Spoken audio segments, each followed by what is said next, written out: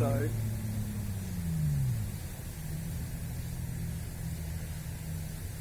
There's been a lot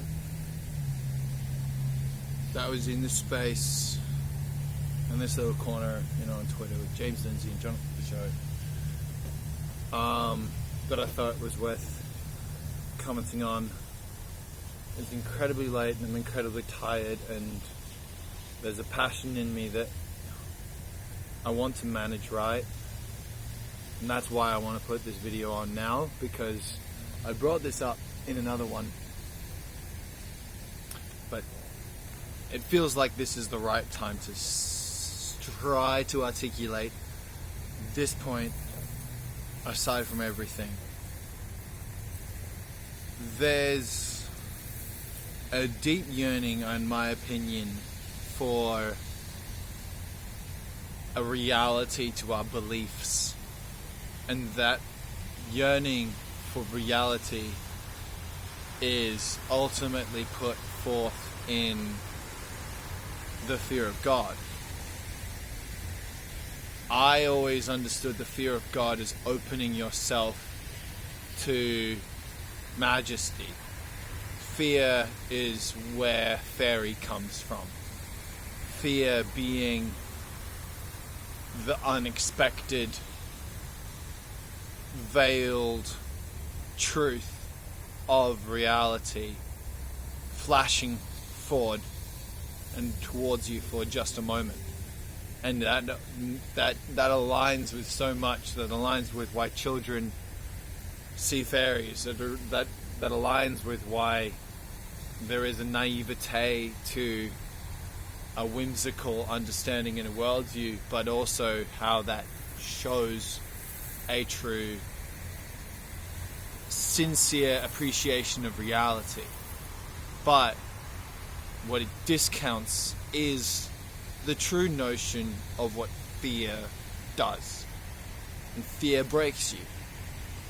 Fear cripples you. Fear stops you. Fear compels you. Fear manipulates you. And fear takes you away from yourself. And that's terrifying.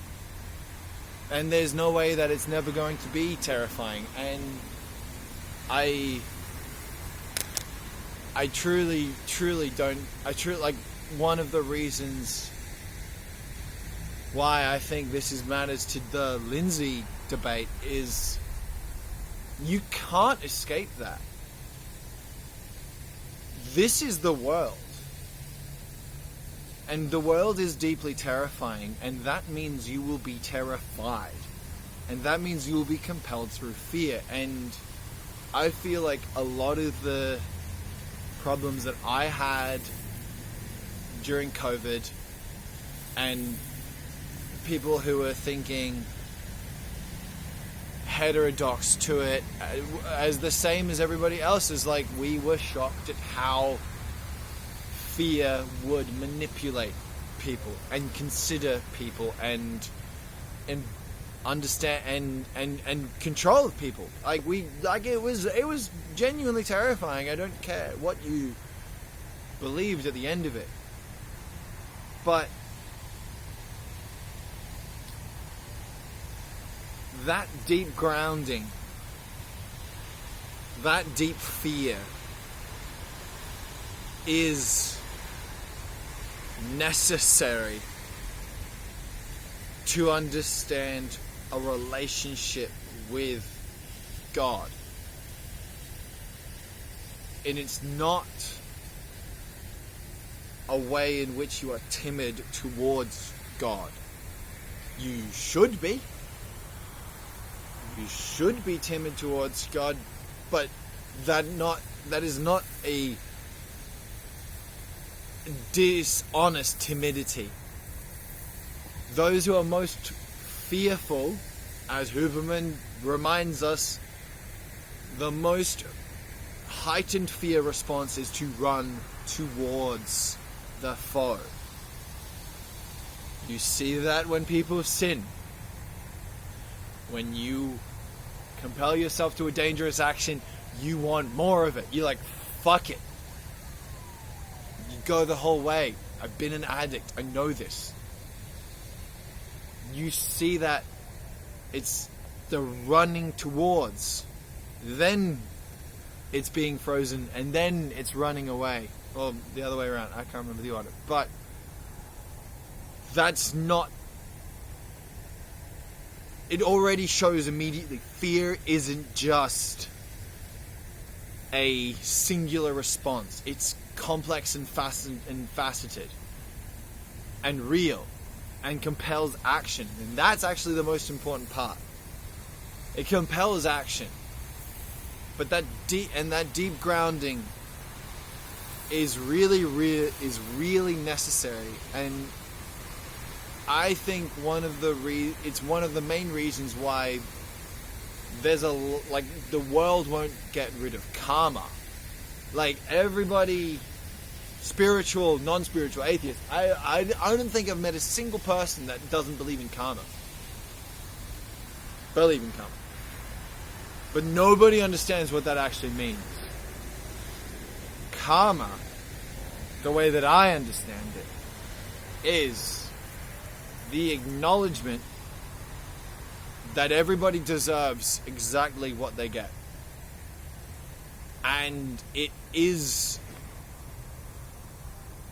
precisely that is the fear of God. Because that means you have to look at the world and go like, this is what perfect love looks like. This is what the kingdom of heaven looks like. This is how God treats everybody who's been cursed and stricken with poverty and famined and hated and wounded and tortured and bombed and maligned and blocked and imprisoned and captured, and all of it. You can't escape it. I can't escape it. I don't talk about this. This is not something that I find myself in common dialogue with anybody, because how do you have a conversation without someone immediately thinking of a child in a terrible situation and going, and you think they deserve that? Like, I think they deserve that. That's not how it is, because the fear isn't coming from me. I don't believe everybody gets what they deserve, because I'm in my own body, I'm in my own perspective, I have my own humanity, I have the recognition of my neighbor, and I know people don't deserve suffering. I know people are innocent. I know people are redemptive. I know there is always a better option for somebody, and I know that I can push myself out there. But that's because I'm not the light. My judgment is what compels me to action. It goes back to that Trinity. My discernment comes from my judgment. And that relationship between my discernment and my judgment is my humility. And my humility is knowing that I don't get to control what happens to people. I can only control what I can do to them. And what I can do to them is profoundly out of my control as to what it is. I can't tell you the amount of times that I thought I was doing good to somebody when I was controlling them. I can't tell you the amount of times I thought I was doing my best to retreat from a negative situation when all I was doing was projecting the most negative view somebody could have on me onto the situation. I'm not the decider of what people interpret in my action. It's not in me. I am not the determined part of whether it is good, right, or just. I can only do. I can do nothing. I can judge nothing and I can see nothing. But there is a deep yearning for us to have a true and real relationship with God. And without fear, it cannot be done. And without honesty, we cannot reach it. And without wrestling, fighting, doubting, and going on regardless of what we actually think, wrestling to bring out the light and show it,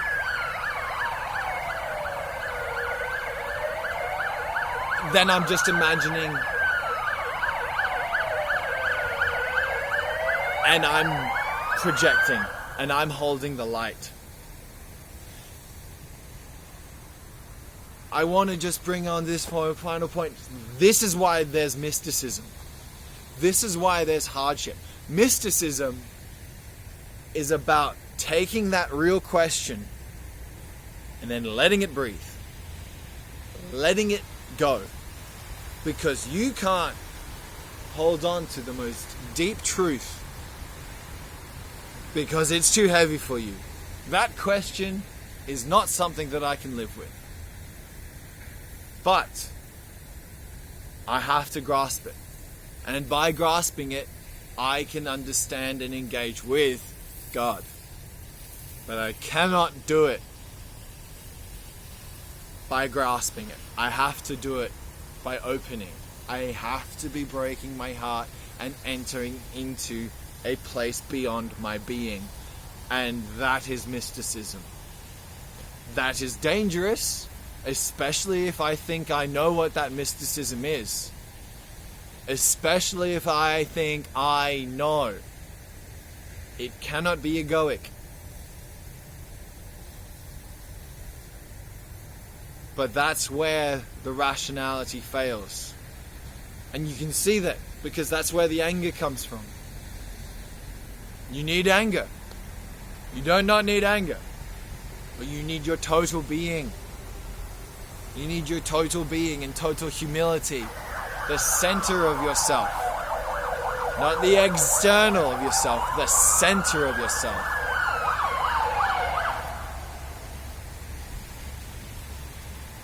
Good night, guys.